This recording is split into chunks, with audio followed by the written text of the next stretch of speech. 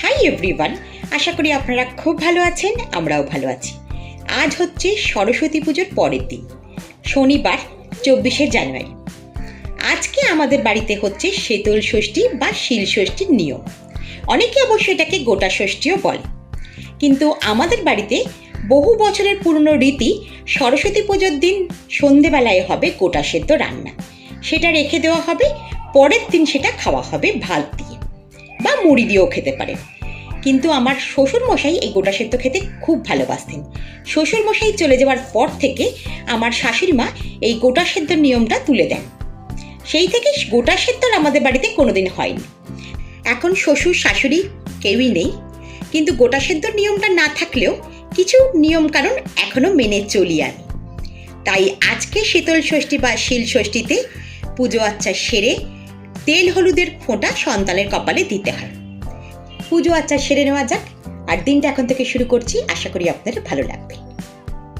আজকের পুজোর প্রধান উপকরণ হচ্ছে হলুদ গুঁড়োর মধ্যে একটু সর্ষের তেল মিশিয়ে ঠাকুরের সামনে রেখে পুজো আচ্চা সেরে নিতে হবে।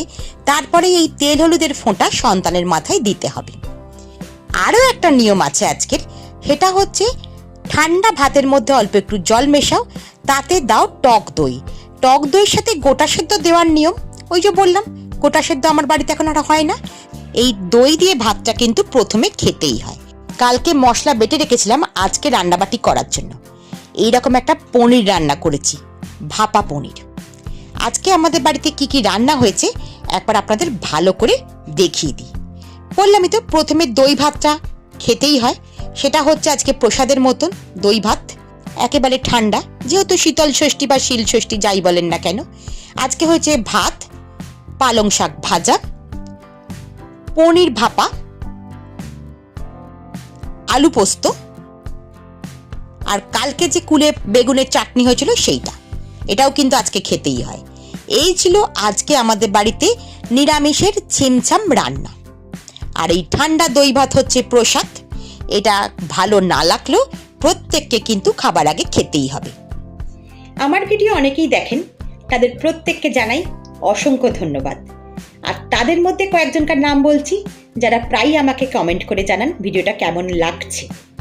তাদের মধ্যে হচ্ছে টিনু রানা, শান্তি শর্মা, অমিত কুমার। আপনাদের জানাই অনেক অনেক ভালোবাসা। আপনারা ভালো থাকবেন, সাবধানে থাকবেন।